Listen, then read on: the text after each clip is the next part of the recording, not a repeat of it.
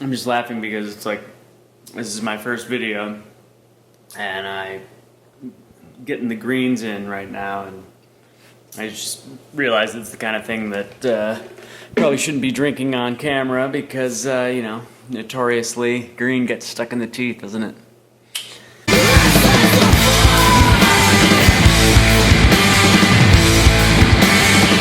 Anyway, hi, I'm Jordan, and as you can probably tell, I'm another one of these high-carb, low-fat vegans on YouTube now. You don't know me yet, but hopefully you will.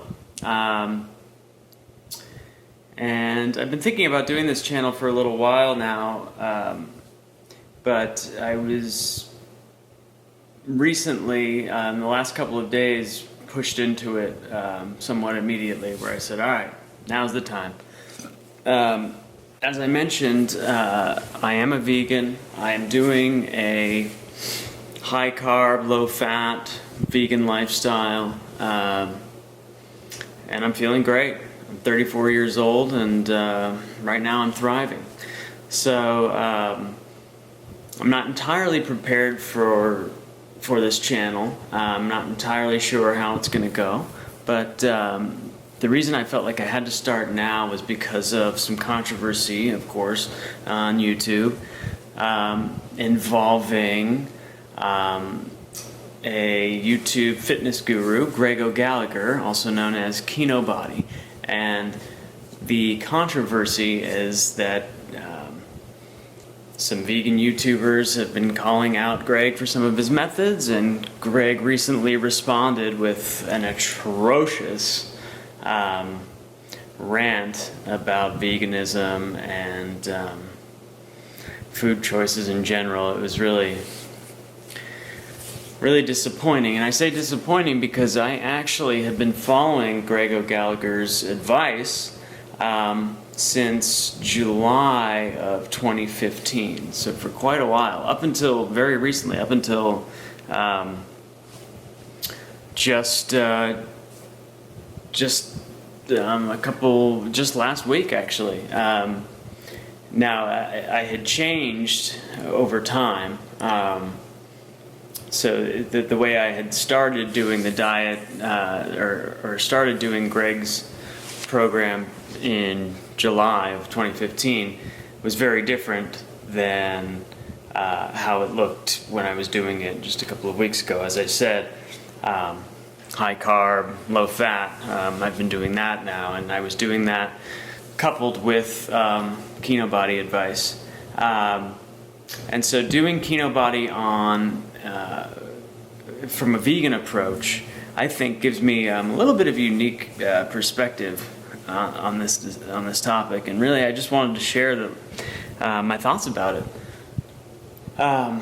So I still think that Greg of Kinobody has a lot of good information, a lot of good advice. I think he's helping a lot of people. And he helped me a lot. He got me to lose a lot of fat very, very quickly, and in a way where I didn't feel like I was on a starvation diet of any kind. I didn't feel deprived. In fact, it was one of the easiest approaches to dieting the easiest I had ever tried, until now, of course. But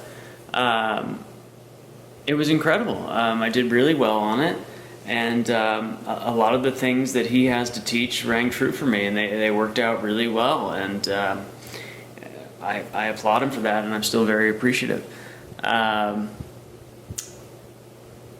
But what started to happen with Greg as time went on, and this is just within the past year, as he started to get more and more popular and get more and more money, as so often happens, he became more and more of a dick. And you see this in his Instagram feed and his Snapchat, and he's just slowly becoming more and more about money and who he's with. And before it was a lot more about the advice.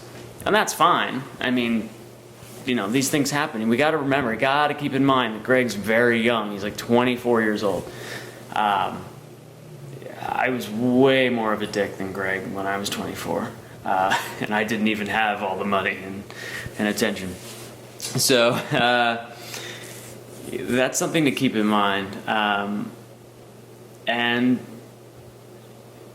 anyway, those of you who are watching this probably know that recently, last week, he put out a video where he was coming out of a place of complete insecurity because he felt threatened, and he lashed out at the vegan community, and it was horribly embarrassing. I felt completely disappointed in him. I felt ashamed that I had been associating myself with him, because I was really trying to make Kinobody work on a vegan approach. I wanted the ethics of veganism to work with what he was teaching, and it actually was working quite well. But you know, after that, I just said, you know what, I can't do it anymore. I got to distance myself from the guy, and so yeah, I wanted to share that. I just wanted to share that. Look, he's not all bad. The things that he has to teach can work really well for you, whether you're vegan or not, but you should be. But you know, it's just the way he reacted was poor. I hope that he'll take that video down. The damage is probably done for a lot of people, but you know, until I see some changes from Greg, I've had to make some changes, and so now I'm just doing a full-on high carb, low fat, kind of a raw till 4 type of thing. Mostly raw, whole foods, just, you know, feeling great, thriving, doing well. We're gonna go to take a look at these berries that are growing across the street from our house. I'm trying to figure out what they are. They're delicious. So you can see they're falling off the tree everywhere.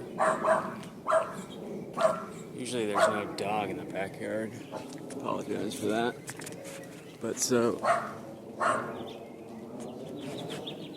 this is what they look like. I don't know. That's what they look like. Sorry, I've got this on the